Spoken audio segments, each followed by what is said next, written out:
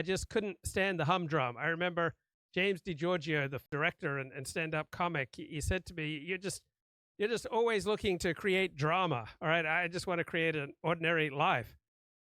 But that ordinary world was possible for me. It was just out there, just where the Adderall is, right? If only I'd been diagnosed as a kid, right? I was always a crummy student all through school, and I was obviously smart, but I was a crummy school, so that ordinary world. And wow, Donald Trump, he probably wishes that he'd just get an ordinary go. Washington Post headline, Trump disqualified from Colorado's 2024 primary ballot by state Supreme Court. Decision is certain to be appealed to the U.S. Supreme Court, but it will be up to the justices to decide whether to take the case. So the people who support this kind of decision disqualifying Donald Trump from the Colorado ballot, these are the same people who complain that our democracy is under threat. But what they mean by our democracy is protection for institutions that are dominated by the left.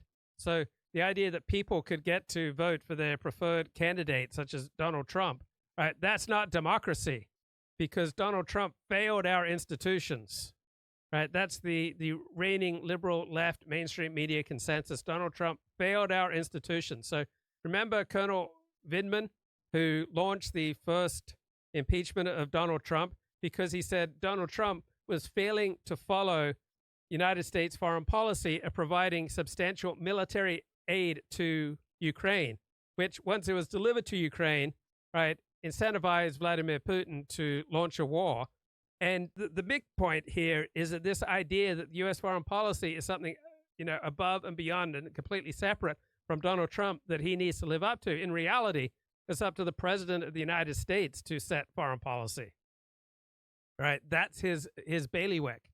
Right? The foreign policy is not something that the United States president needs to conform to. Foreign policy is something that needs to conform to the directives of the United States president. But the U.S. military repeatedly defeated Donald Trump. He wanted to pull all of our troops out of Syria, and the U.S. military prevented him.